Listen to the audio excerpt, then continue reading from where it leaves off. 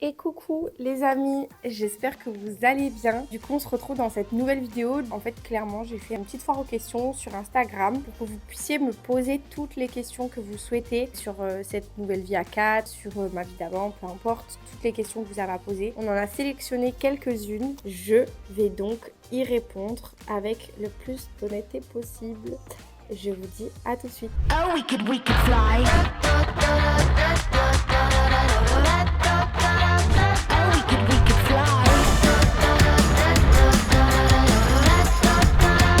Oh, we could fly. PS, t'es une bonne maman. Alors déjà merci, ça me fait trop plaisir de recevoir ce genre de message. Je me dis que je suis une bonne maman et tout, bah c'est trop cool qu'on nous le dise, même si on le sait déjà quand on est une bonne maman parce que du coup on fait notre maximum. Mais du coup je te remercie. L'accouchement qui a duré le plus longtemps, du coup c'est le premier parce qu'un premier accouchement c'est toujours plus long étant donné que c'est tout nouveau pour le corps. Le col, il a jamais rien connu donc il est encore hyper tonique, hyper dur, hyper costaud. Donc le premier accouchement c'est toujours le plus long. Ça peut varier évidemment selon ce qu'on peut rencontrer comme problème. Il peut se passer tellement de choses dans un accouchement, c'est le truc le plus imprévisible je pense qu'on peut rencontrer dans notre vie. Ça peut durer 1 heure, comme ça peut durer 10 heures, comme 24 heures, c'est très aléatoire. Mon premier accouchement donc pour Georgia, c'est celui où j'ai le plus souffert et là où ça a été le plus long, puisque je suis arrivée à la maternité avec un col qui était ouvert à 1 et j'ai dû attendre 3 jours avant d'accoucher sous déclenchement, par ocytocine.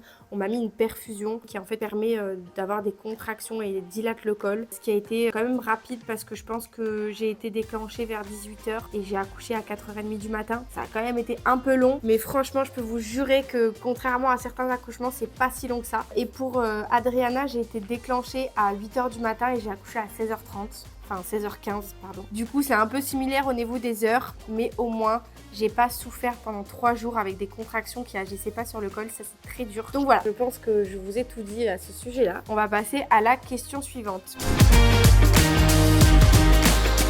Je pense que mon métier de rêve, et c'est un métier que je pense ne pas pouvoir faire parce qu'il me semble que ce métier nécessite des études de médecine et je vous cache pas que je suis pas prête à faire des études de médecine, c'est bien trop dur, j'ai aucun diplôme, rien n'est impossible. S'il y a des gens qui me suivent qui n'ont pas de diplôme, je ne suis pas en train de vous décourager ou vous démotiver parce que tout est possible, mais il faut avoir envie. Moi je n'ai pas l'envie de reprendre des études de médecine, mais mon métier de rêve ça serait d'être sage-femme. En fait avant d'être maman j'avais pas de métier de rêve et depuis que je suis devenue maman et que j'ai connu ce que c'est la maternité, les bébés, les accouchements, j'en suis devenue une passionnée. Je sais pas, c'est quelque chose qui me fascine et j'aimerais vivre ça près des mamans tous les jours. Donc vraiment mon rêve être sage-femme, pouvoir être présente pour les mamans qui ont besoin, les conseiller, les suivre, les aider, vivre leur accouchement avec elles, les suivre. Franchement c'est quelque chose qui me ferait vraiment rêver quoi. Donc voilà, mon petit métier de rêve ça serait ça. Question suivante.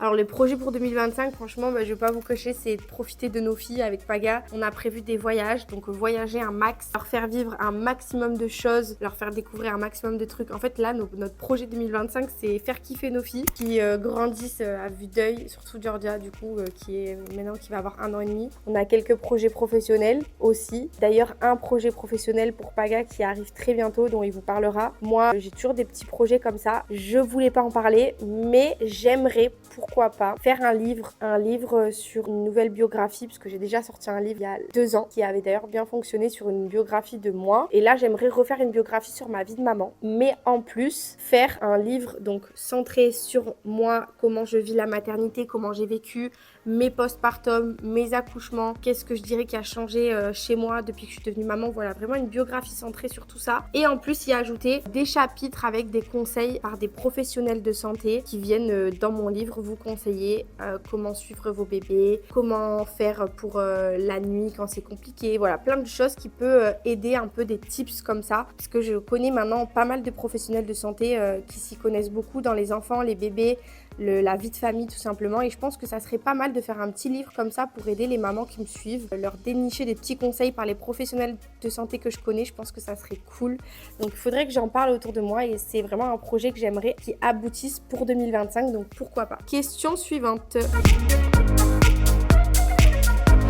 Alors, je suis pas nostalgique de ma vie sans enfant et vraiment, je le dis avec beaucoup d'honnêteté. Genre, moi, j'étais hyper heureuse dans ma vie, j'étais avec Paga, on était très heureux. Mais c'est vrai que dans ma vie de famille d'avant, bah, j'ai eu un peu, par exemple, du manque d'amour, manque d'affection, pas forcément été beaucoup écoutée et du coup, j'ai même beaucoup douté de ce que je pouvais donner en tant que maman. Je me suis dit peut-être que je serais pas une bonne maman et tout. Je sais pas, je me remettais beaucoup en question, j'avais plein de doutes. Et au final, quand j'ai eu Georgia, genre, ça a été une révélation. Je sais pas comment vous expliquer, genre, révélation sur moi-même. Je me suis dit, mais en fait, tout est ok, genre, tout va bien, je suis capable d'aimer, on peut m'aimer, genre, je suis une très bonne maman, je serai toujours une bonne maman. Et c'est pas parce que j'ai vécu des choses compliquées avant que du coup, ma vie, elle est négative et qu'il faut voir du négatif partout. En fait, je sais pas comment vous expliquer, mais un enfant, ça vous fait relativiser surtout, vous voyez le côté positif surtout, parce qu'en fait, vous voulez que votre enfant, il grandisse dans un bon environnement et tout, donc je sais pas, moi, je suis pas nostalgique de ma vie d'avant, parce que pour moi, mes filles, mon mari, cette vie de famille, elle me stabilise dans ma tête, dans tout, je sais ce que je veux, je suis déterminée dans le travail, parce que bah du coup, je sais que mon travail, ça va apporter à ma famille, ça va apporter dans le futur pour mes enfants. En fait, ça nous apporte un vrai but dans la vie, et je me sens vivante, je sais pas comment expliquer, genre je me sens utile dans ma vie. Avant, je me sentais utile dans ma vie, genre je sortais avec mes copines, je profitais, c'était bien et tout, mais j'avais pas réellement de but, genre j'étais là, ouais c'est ok. Là j'ai mes enfants, genre mes enfants, je me lève le matin, c'est mon projet, genre dans toutes les années à venir, mon projet premier c'est mes enfants, genre les rendre heureux, leur créer une stabilité de vie, une stabilité émotionnelle, les rendre, leur donner le sourire, tout ça c'est tellement primordial que ça me fait vibrer, ça me fait vivre. Et donc, pour ces raisons-là, je ne pourrais jamais être nostalgique de ma vie d'avant parce qu'en fait, ma vie d'avant, elle était cool, mais elle était juste cool. Genre, elle n'était pas incroyable. Là, ma vie, elle est incroyable. Voilà. Honnêtement, j'ai pas vraiment de conseils à donner sur ça parce que bah, moi-même, c'est pas tous les jours facile et il y a plein de moments où je craque et où je vis pas forcément bien tous les jours le fait d'avoir 2 enfants en bas âge parce que ben, des fois je suis submergée, parce que des fois je sais pas comment je dois faire, parce que je sais pas comment je dois m'organiser, parce que j'ai l'impression d'en donner plus de temps à une qu'à l'autre et ça c'est ok, en fait il faut l'accepter et il y a vraiment un conseil que je peux donner qui pour moi est le plus important de tous, c'est apprendre à lâcher prise. Lâcher prise de si ta fille elle fait le bordel, qu'elle dérange ta maison, si ta plus grande elle met des jouets partout, si elle fait tomber de la nourriture par terre, si tout ça c'est des trucs qui peuvent nous mettre un peu de pression en mode ok faut que je range la maison, faut que je nettoie mon sol, le lit il est pas fait, j'ai pas aéré la maison, j'ai pas fait la vaisselle, j'ai pas... Tout ça, c'est des détails que je trouve dans notre tête en tant que maman, ça nous met un cerveau comme ça à ébullition. Et moi, j'ai appris à lâcher prise. Genre, si ma maison elle est pas rangée, c'est ok. Parce qu'en fait, vous pensez que nous, on a des nannies et des gens genre qui vivent 24 heures sur 24 avec nous pour ramasser genre nos bordels, alors qu'en fait, pas du tout. On fait quasiment tout seul parce que bah, c'est comme ça, on a décidé de le faire seul. Et du coup, bah voilà, des fois, ça m'arrive d'être submergée, d'avoir la maison en bordel, les machines sont pas à jour. Georgia, elle mange, elle en met partout. Bah, si j'ai pas le temps de ramasser tout de suite, je ramasserai pas tout de suite. Et c'est pour ça que j'ai appris à lâcher prise et du coup lâcher prise me permet de passer beaucoup plus de temps avec mes filles et quand Adriana elle dort je ne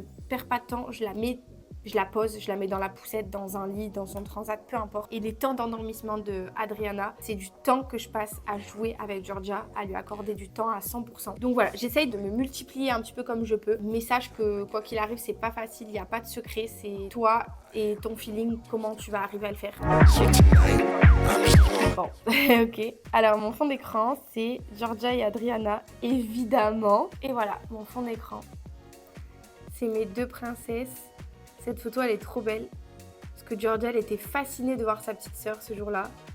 Elle lui faisait des caresses, des câlins. Du coup, quand je vois cette photo dans mon fond d'écran, bah, je suis trop émue. J'adore cette photo, elle est trop belle. Alors, prochaine question. Non.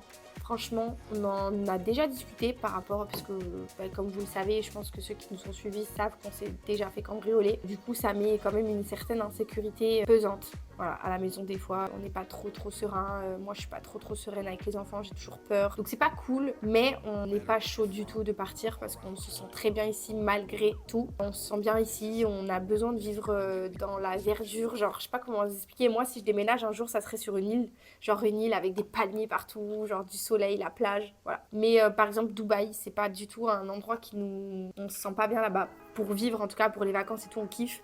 Mais pour y vivre à l'année, c'est pas un endroit qui nous correspondrait. Pourquoi pas vivre ma retraite? Moi, j'ai toujours dit à Paga que j'aimerais bien vivre ma retraite sur une île. Mais en tout cas, pour les années à suivre, honnêtement, je peux pas vous garantir à 100%. Mais franchement, je pense pas qu'on déménagera à part sur un coup de tête. C'est pas prévu.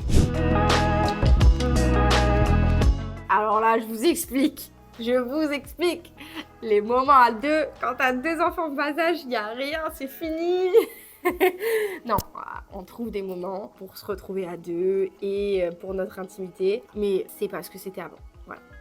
On a mis de côté, clairement, on a mis de côté ça parce que Georgia, elle fait ses nuits quand elle dort avec quelqu'un, donc du coup, Paga, il dort beaucoup avec Georgia. Moi, je dors avec Adriana parce que du coup, je l'allaite. Dans une semaine, on dort pas tous les jours ensemble, déjà ça. Quand on dort ensemble, il y a Adriana à côté, donc évidemment, voilà. Et même les moments à 2, genre resto, cinéma, viens on se fait une plage à 2 et tout, forcément pour l'instant c'est mis de côté pareil, mais on le vit pas mal du tout parce que on s'aime de la même manière, on s'aime encore plus, c'est tout aussi fort, on a énormément de communication. Attention, on a beaucoup de moments où on s'entend pas, des moments où on n'est pas d'accord, des moments où c'est pas ok. D'ailleurs j'ai pleuré en story il y a encore pas longtemps de ça parce que ça allait pas forcément à la maison entre nous. Et pour autant, l'amour, ça change pas, c'est la même chose, c'est que c'est la vie, c'est des hauts, des bas et il faut l'accepter. Mais voilà, il faut accepter aussi de savoir mettre un peu son intimité de côté, savoir que la vie sexuelle, à un moment donné, oui, quand t'as des enfants, la vie sexuelle, voilà, c'est un peu un plan B, voilà, c'est pas une priorité et pour nous, c'est ok à 100% parce que ça change pas l'amour et que notre priorité aujourd'hui, c'est nos enfants, nos filles et que on se dit qu'on a toute la vie, vu qu'on va finir notre vie ensemble. Et qu'on est devenus parents et qu'on va vivre encore plein d'années ensemble, et on sait que c'est quelque chose qui reviendra et que quand nos filles seront grandes, on va se faire passer nous avant à certains moments et on récupérera cette intimité, on récupérera cette complicité et ça reviendra quoi qu'il arrive. Donc à partir du moment où on sait que ça reviendra et qu'aujourd'hui on a décidé de faire passer nos filles avant nous, c'est ok. Normalement ça devrait pas poser problème dans votre relation, ou alors peut-être que oui, ça dépend, tout le monde ne pense pas pareil. Je me sens super bien dans mon corps. C'est vrai qu'avant de tomber enceinte de Georgia, donc pour ma première grossesse, avant j'étais à 43 kilos, donc j'étais quand même très mince et du coup j'avais pas forcément confiance en moi, je me sentais trop maigre. Je le disais beaucoup sur les réseaux que je me sentais pas bien dans ma peau et je me sentais pas attirante. Donc depuis mes grossesses, franchement j'ai trop pris confiance en moi, genre dans mon corps, je me sens trop bien avec des petits kilos en plus, du coup je me trouve pas trop mince et tout. Donc franchement c'est une question que j'aime bien répondre parce que du coup j'aime bien dire que je me sens bien dans ma peau. Désolée, j'ai plus de batterie, le cadrage a changé, il n'y a plus de micro, mais je termine la vidéo comme ça en vous disant que je me sens super bien dans mon corps maintenant et je vous incite les filles à avoir confiance en vous vraiment parce que c'est chouette, c'est pas facile parce que je sais que c'est pas évident d'avoir confiance en soi et moi j'ai pas tous les jours confiance en moi. Il y a des jours où je me trouve pas belle du tout, pas vrai bébé.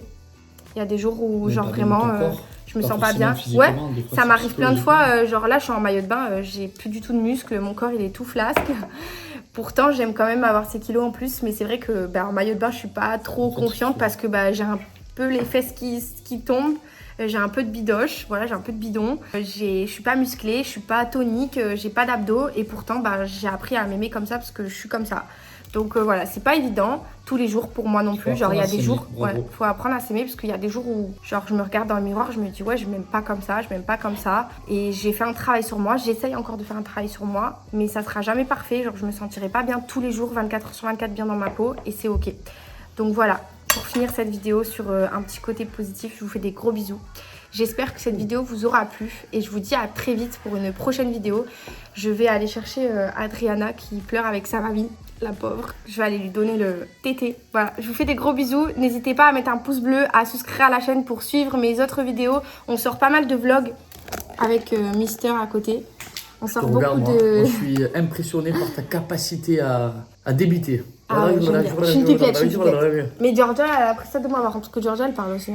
Souscrivez à la chaîne pour voir les prochaines vidéos et on va sortir encore des vlogs. Gros bisous.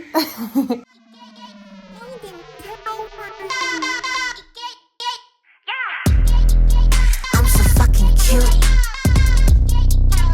Attitude abusive.